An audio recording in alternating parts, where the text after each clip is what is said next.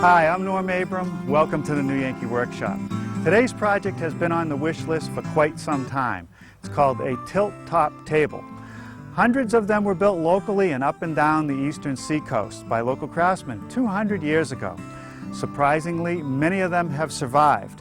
We found a beauty in downtown Boston. We'll take you there next to show you that antique and then come back here and build our own version of the tilt-top table.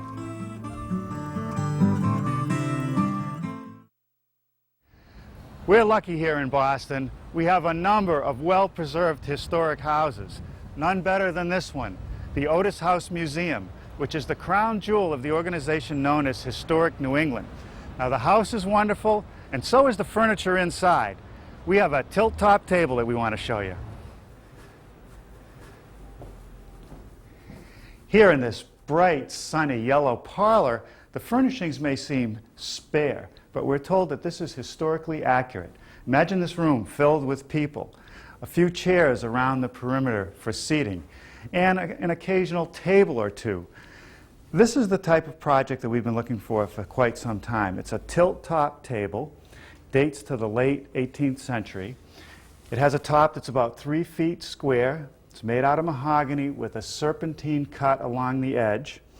It sits on a pedestal that's been nicely turned, and then we have these 3 cabriole legs that come down to a snake-like foot. Now, this is a very useful and versatile piece, and I think it would fit in today's decor as well as it did here. So we'll take a few measurements and go back to the workshop and build one of our own.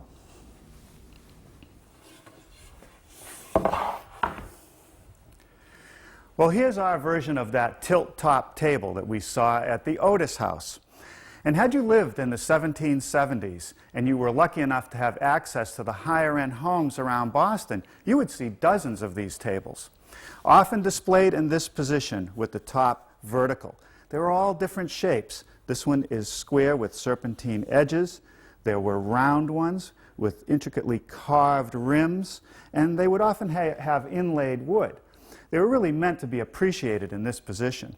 However, when it was time to use the table, you would just tilt it down. How do you like the squeak? We're not sure whether we're going to keep that or take it away. We'll decide later. The antique we saw in Boston was made out of mahogany. We decided to use cherry because we love the way it ages. The column is just like the antique. The only difference is I changed the legs. The legs on the piece we saw in Boston were Chippendale, intricately carved.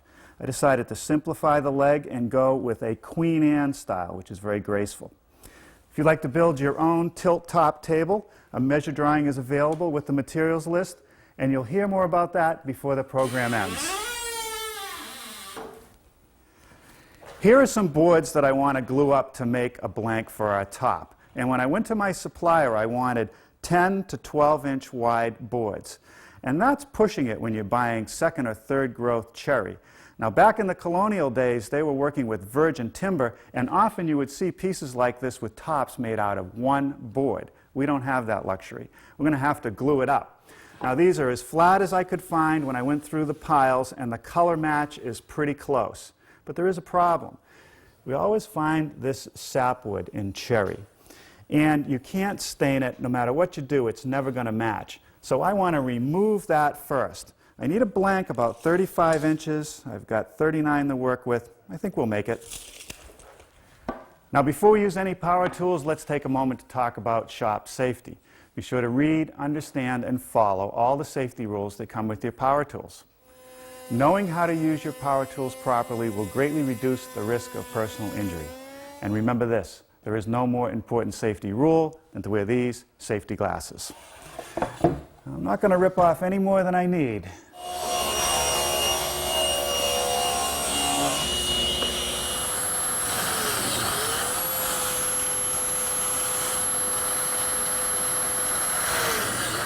I am going to install some biscuits in the joints, and that will help align the surfaces better so that I'll have less sanding later. Okay. Now, I bet some of those early woodworkers wish they had some of this good glue. All right, we'll set this aside and start working on the column. The blank of wood for the column is made up of 2 pieces of 10-quarter stock glued together. I've squared it up, I've drawn the diameter, the maximum diameter on the piece, and I want to knock off these corners. That will save me time at the lathe.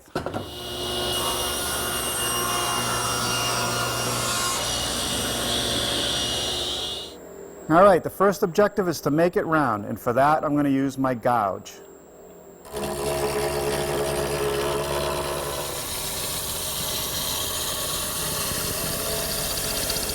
You'll notice that I'm using a full-scale drawing of the column as a guide. It's something that I can look at as I'm turning, and it also has all the important transition points marked on it. And that's what I want to do now. I just put a pencil to the piece, and that gives me a true line around the column.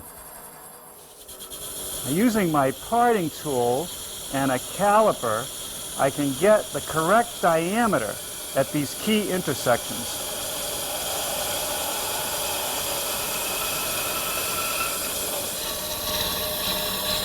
Now, as long as I don't overcut these depth guides, which I cut earlier with the parting tool and the caliper, I should have a reasonable facsimile of the original.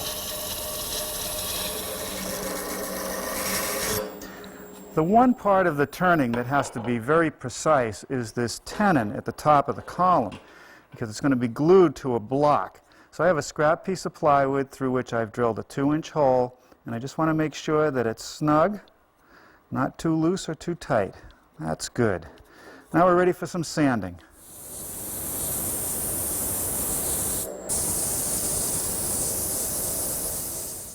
Let's take another look at our prototype. I removed the top so that I could show you the bottom of the column and how it meets the legs. This is really the heart of this project. It is a dovetail joint. There are 3 slots in the column, 120 degrees to each other. And at the end of each leg, there's a dovetail that gets formed that slides into that slot. Also, there's a flat spot where each leg meets the column. Now, the quality of this joint is going to determine how sturdy this table is. I could cut those with a drill and a chisel and a saw, but it would take a lot of time. I have found that by using a jig on my lathe with a router, I can cut accurate joints very quickly. The jig is really a base on which the router can ride. How I built the jig was to start out with some plywood that I bolt to the bed of the lathe. That's the base. I come up with a couple sides and some cross pieces, which add a lot of stability to it. And then, of course, there's a top platform. I have to leave room for the live center to go through, and I need a slot on this side for the column to fit through. Now, with this lathe, I have an indexing wheel, which is going to make it easy to have those joints 120 degrees from each other. I'm going to start with this template and a straight cutting bit and make that 2-inch flat spot. Then I'm going to switch over to this template, add it on.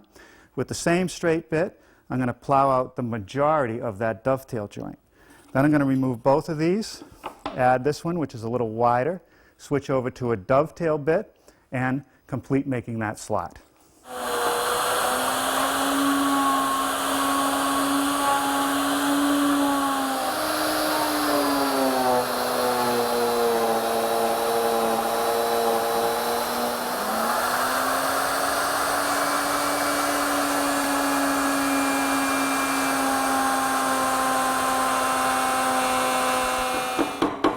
Now I stayed shy of this shoulder on the column. A little handwork with the chisel will take care of that. Now that the column is complete, I'm ready to start working on the legs. And that starts with a template, which is the shape of the leg on the antique that we looked at. Now in the antique, one of the legs had fractured right here at its thinnest point. It can be very weak there unless I orient the grain correctly. So I have to start out with a fairly wide piece of stock, and by putting the leg at about a 15-degree angle, I get grain running through this section along this line, which will give it some strength. So the first thing I want to do is make that cut. Now take a look at this sample that I made earlier of the dovetail. As you can see, I have to remove a lot of material to form this dovetail. To save some wear and tear on my dovetailing bit, I'm going to take some of that material out using my stacked dado head cutter, which I've set up in the table saw with this sacrificial fence. To continue forming that dovetail, I've installed the same dovetailing bit I used to make the groove in the column here at the router table. I've adjusted the fence. I'll make a pass on each side, and it'll end up a little bit too tight. Better too tight than too loose. We can always adjust the fence and make another pass. But let's see how we did. That's a little bit snug. So if I move the fence just a bit further away, we'll make another pass, check it again.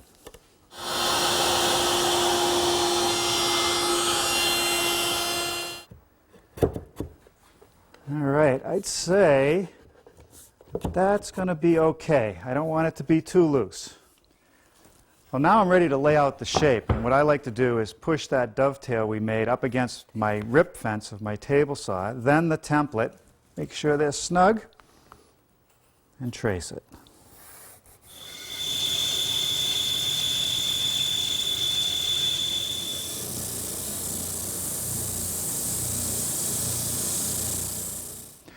Let's take another look at our prototype.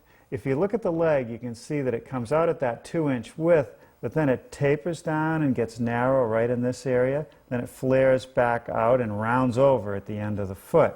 So what I've done is I've made a cardboard template, which I can just tape at this front edge, bend it down in place, and lay out the material that I want to remove.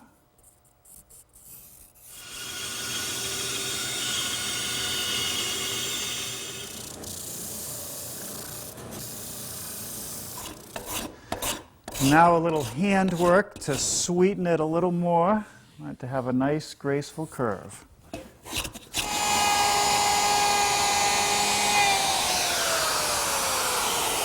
Now I've switched to my router. I've installed a 3/4 inch radius roundover bit in it, and I'm just going to knock off the top corners of the leg. Now it's just a matter of taking my little orbiting palm sander and sanding away until I get it looking exactly the way I want. After I finish this one, 2 more to go. Well, good morning. Took a while last night, but I did get all 3 legs nicely formed and sanded smooth. Now the task is to complete the fitting to the column. I want a nice, tight fit. Now if I slide the leg in, you can see that it doesn't quite come up to this shoulder. And how I can get that to happen is to remove a little bit of this tenon, and I'll do that at the bandsaw.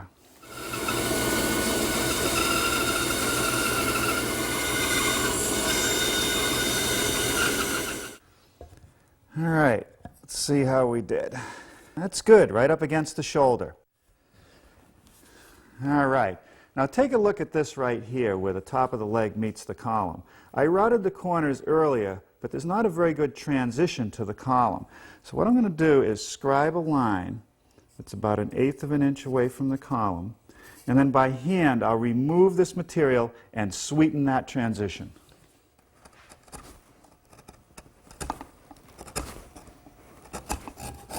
And now I'm going to do a little more refining with this improved rasp. If you look at it, you can see that it's like a series of miniature plane irons, and they work great removing material. Now I'll just blend everything together using various grits of sandpaper. Well, finally we're ready for a little assembly. I'm applying glue on this dovetail tenon. I've also put some glue inside the socket. Now on the antiques, the glues often failed. And we have a lot of confidence in these modern glues that they're going to hold up.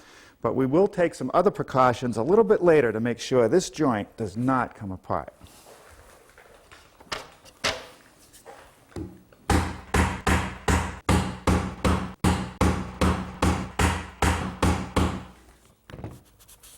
Well, that looks pretty good. Joints are nice and tight. It's sort of a self-clamping joint. If it's fitted properly, there's no need for a clamp. At the top of the column, there is this plate. If I can tip it down, you can see that there's a hole in it which receives the tenon from the column. And on the original, they beveled 3 sides of the plate. And I'm going to do that over at the table saw. I've set up my panel raising jig, which rides on my rip fence. And I've clamped the piece of stock in place, tipped my blade to 15 degrees, and set the fence so I'll have about 1.5 inches left.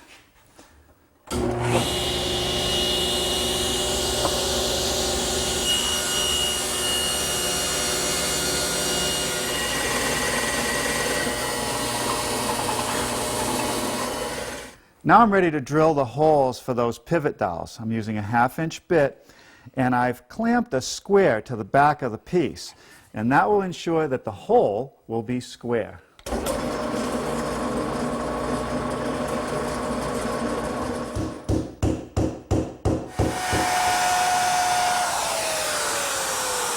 Now along the same edge as where the dowels are located, I'm using a 3/4 inch radius to ease that edge to give me clearance for the top to tilt. Let's take another look at the prototype top. On the underside there are 2 cleats, and they do a couple things for us. There are holes in the cleats which intersect with the dowels that I just put in that block so the top can pivot. They also add some stability to the top, keeping it flat. It's 1-inch stock and the ends are tapered. To make the taper, I've set up my tapering jig at the table saw. I've laid out the stock where I want the taper to start, and I'll just run each end through.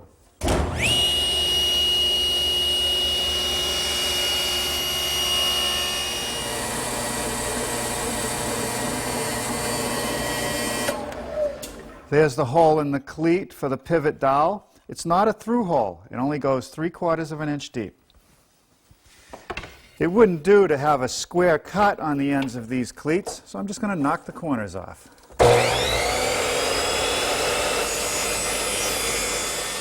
Now I would imagine that those old-time colonial woodworkers would have had a full-scale pattern for the top of this table. What I've actually done is just made a pattern of one edge, since it's symmetrical all the way around. I've put some reference lines, center lines, in each direction on the blank for the top. I've offset from those lines, and now I'll take this pattern and trace it on each edge. Now the pattern is also going to be a tool, because I'm going to use a pattern making bit with my router to smooth up the edge after I cut away most of the excess.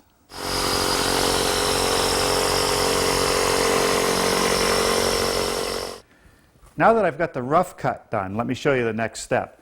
I've clamped the template back onto the tabletop in the same position it was before. I've taken my router and installed this large pattern-making bit which has a ball bearing at the top edge. The ball bearing is going to ride on the edge of the template, producing a nice smooth cut on the edge.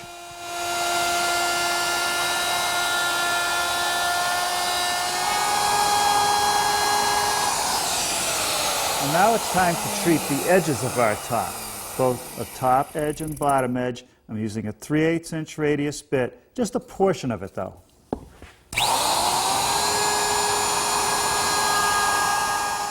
Well, now it's time to attach those cleats to the bottom.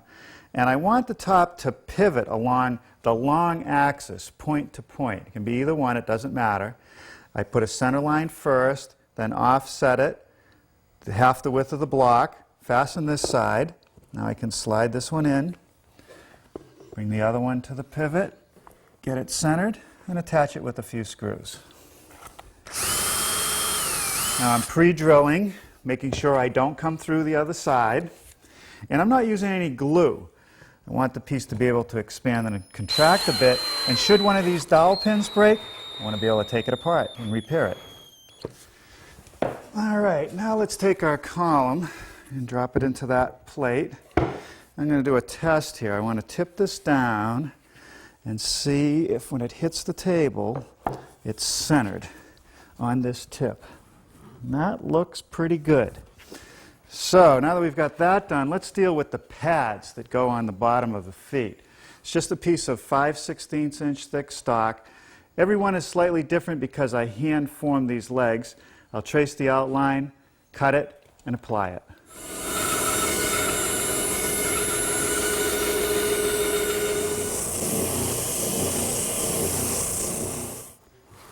Now, we don't know why or where the idea for these pads came from, but you see it on all the antiques, and there's no effort to conceal the joint. We secure them with some glue and brads. I mentioned earlier that we were going to add some additional reinforcement to these joints at the bottom of the column, and this is what it is. It's a spider. You often see these on antiques, simply a piece of metal with 3 legs. 1 screw goes in the center, and then you put additional screws in the legs. And we'll give you the source where we got ours in the plan.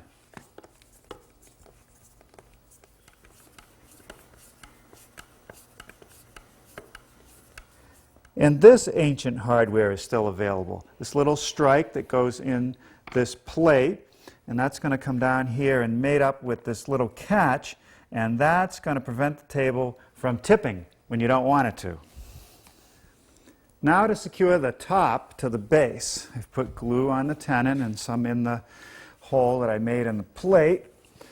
And bring the whole assembly over, drop it on. Now the important thing here is to get it properly aligned. So I let the top go down and then swivel it until it's touching both legs evenly. And that's right where I want it, right in the center. Now I'll clamp it. We're going to be applying some water-based stain to our tilt-top table. And water-based stains are notorious for raising the grain in the wood. We've learned of a technique that helps solve that problem. We spray the piece with distilled water first, that'll raise the grain, and then we lightly knock down the fuzz with some sandpaper before applying the stain. Now, I want to make sure I use distilled water because any minerals will leave stain marks in the wood. So once this dries, we'll knock down the raised grain and we'll be ready for some color. Now here's a coat of that water stain. We buy a powder that you mix with water. There were 2 colors. We had golden amber and honeytone amber. A half a teaspoon of each powder in 32 ounces of water is the correct mix. Now after this dries, if I want it a little bit darker, I'll apply another coat. Then I'll seal it with shellac. Now after that shellac dried on our tilt-top table, I knocked it down with a little bit of steel wool so it's nice and smooth, and now I'm applying a gel stain. I'm going to brush on a thin coat, and then I'll take a rag and blend it in. What I'm really trying to do is even out the variations of color that are in the cherry. All right, now with a clean rag I can start to wipe it off and manipulate it to blend the color. And when that's totally dry, I'll apply several coats of wipe-on polyurethane to protect the finish. I'm applying a satin wipe-on polyurethane for the final finish. This is the 4th coat. That should give the top plenty of protection. Well, here it is, our completed tilt-top table, ready for the living room or the parlor. And when you're done using it, it can be tilted up and easily stored in the corner. This was an interesting project to build. If you've enjoyed this new Yankee project, you may want to try some of the others. There are projects meant for the workshop, the garden, the kitchen, and many more. So whether you're a fan of Shaker style, or colonial, arts and crafts, or Chippendale, there may be a Norm project you'd like to build. Whether it's a clock or a gazebo, a picnic bench or a Windsor chair, a child's toy or a sailboat, visit the New Yankee website at www.newyankee.com for a complete listing.